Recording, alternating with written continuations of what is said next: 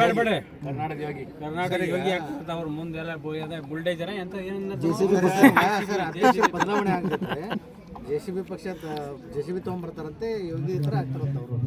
ನೋಡೋಣ, ಯೋಗಿ ಆದಿತ್ಯನಾಥ್, ಯೋಗಿ ಆದಿತ್ಯನಾಥ್, ನರೇಂದ್ರ ಮೋದಿ, ಯಡಿಯೂರಪ್ಪನೇ, ವಿಜಯೇಂದ್ರನೇ.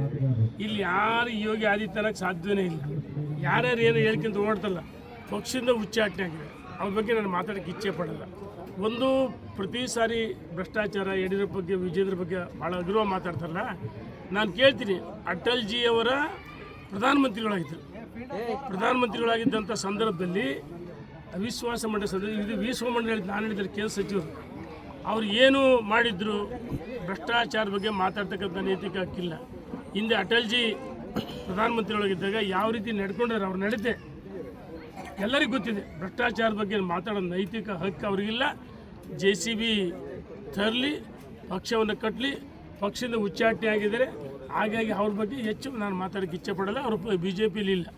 ಪಕ್ಷ ತರಕ್ಕೆ ಪ್ರಯತ್ನ ನಡೀತದೆ ಅಂತಲ್ಲ, ಯಾರು ಅವರು ಹೋದಲೆಲ್ಲ ಜನ ಸೇರ್ತದ್ರೆ ಅಂತ ಪ್ರಯತ್ನ. ಗಣೇಶನ ನೋಡಿ, ಒಂದು ನಿಮಿಷ, ಗಣೇಶನ ಉತ್ಸವದಲ್ಲಿ ಯುವಕರು ಪಾಲ್ಗೊಂಡಿರ್ತಾರೆ. ಯಾರು ನಾನು ಮಾತಾಡಿ ಚಪ್ಪಾಳೆ ತಟ್ತಾರೆ, ಮತ್ತೊಬ್ರು ಮಾತಾಡಿ ಚಪ್ಪಾಳೆ ತಟ್ತಾರೆ. ನೋಡೋಣ, ಒಂದು ನಿಮಿಷ, ಏನ್ ಬೇಕಾದ್ ಹೇಳ್ಕೊಳ್ಳಿ. ಈಗ ಹಿಂದೆ JDSಗೆ ಹೋಗಿ ಯಾರ್ಯಾರು ಈಗೇನು ಉಚ್ಚಾಟನೆ ಆಗಿದಾರಲ್ಲ, ಮಾತಾಡ್ತಾರಲ್ಲ, ನಾನು ಯೋಗಿ ಥರ ಹಿಂದೂ ಫೈರ್ ಬ್ರ್ಯಾಂಡ್ ಅಂತ ಹೇಳ್ತಾರಲ್ಲ, ಆತಪ್ಪ JDSಗೆ ಯಾಕೆ ಹೋಗಿದ್ದಂಗ್ರೆ? ನನಗೆ ಗೊತ್ತಿಲ್ಲಣ್ಣ, JDSಗೆ ಯಾಕೆ ಹೋಗಿದ್ದಪ್ಪ? ಅಲ್ಲಿ ಹೋಗಿ ಕಬಾಬು ಬಿರಿಯಾನಿ ತಿಂದು ಬಂದ್ರೆ ಅವಾಗ BJP ತತ್ವ ಸಿದ್ಧತೆ ಹಿಂದುತ್ವ ಎಲ್ಲಿ ಹೋಗಿತ್ತು? ಅವಾಗ ಯೋಗಿ ಆದಿತ್ಯನಾಥ್ ಅವಾಗೇನು ಮೊಹಮ್ಮದ್ ಪೈಗಂಬರ್ ಆಗಿದ್ದೆ, ಟಿಪ್ಪು ಆಗಿದ್ಯಾ?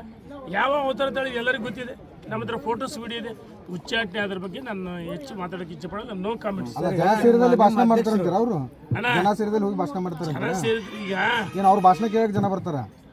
ನೋಡಪ್ಪ, ಗಣೇಶನ ಉತ್ಸವ ಸಂದರ್ಭದಲ್ಲಿ ಯುವಕರು ಇರ್ತಾರೆ. ಆಗ ಹಿಂದುತ್ವ ಬಗ್ಗೆ ಮಾತಾಡಿದಾಗ ಯಾರು ಮಾತಾಡಿದ್ರೆ ಚಪ್ಪಾಳೆ ತರ್ತಾರೆ ನಮ್ಮ ಯುವಕರು.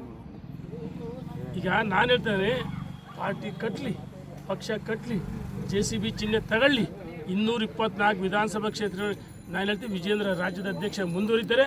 ಇವ್ರು ಹೇಳಿಲ್ಲ, ಮುಂದುವರೆದ್ರೆ ಪಕ್ಷ ಬಿಡ್ತೀವಿ. ಪಕ್ಷದಾಗಿಲ್ಲ, ಅವರು ಉಚ್ಚಾಟನೆ ಆಗಿದ್ದಾರೆ.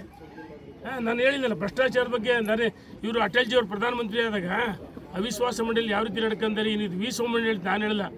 ಭ್ರಷ್ಟಾಚಾರದ ಬಗ್ಗೆ ಮಾತಾಡ್ತಕ್ಕಂಥ ಯಾವುದೇ ನೈತಿಕ ಹಕ್ಕಿಲ್ಲ. ಅವ್ರು 224 ವಿಧಾನಸಭಾ ಕ್ಷೇತ್ರಕ್ಕೆ ಅಭ್ಯರ್ಥಿ ಹಾಕಬೇಕು, JCB ಚಿಹ್ನೆ ತಗೋಬೇಕು. ನಾನು ಸ್ವಾಗತ ಮಾಡ್ತೀನಿ. ಅಲ್ಲ, ಅವರು ಮಲೆಬೆನ್ನೂರಿಗೆ ಬಂದಾಗ ನಿಮ್ಮವ್ರ ನಾಯಕರೇ ಅವ್ರಿಗೆ ಮೈ ಕೊಡಲಿಲ್ಲ. ಸುಮ್ಮನೆ ಈ ಸುಳ್ಳು ಹೇಳಿ ಎಲ್ಲರಿಗೂ ಯಾರು ಅಲ್ಲಿ ಸಂಘಟನೆ ನಾವಲ್ಲ, ನಮ್ಮವರಲ್ಲ.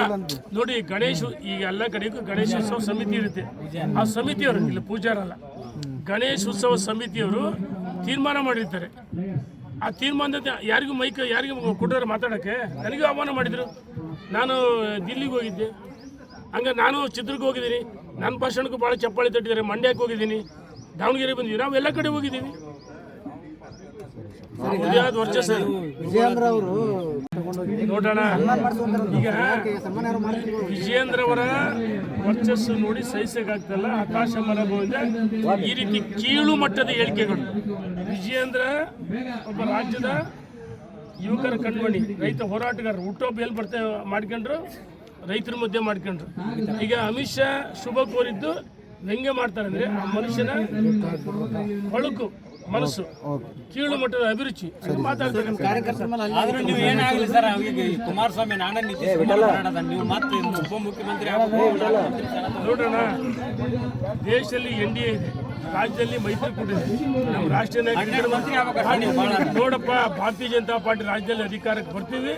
ಮುಂದೆ ರಾಷ್ಟ್ರೀಯ ನಾಯಕರು, ಪ್ರಧಾನಮಂತ್ರಿಗಳು ತೀರ್ಮಾನ ಮಾಡ್ತಾರೆ. ಧನ್ಯವಾದ.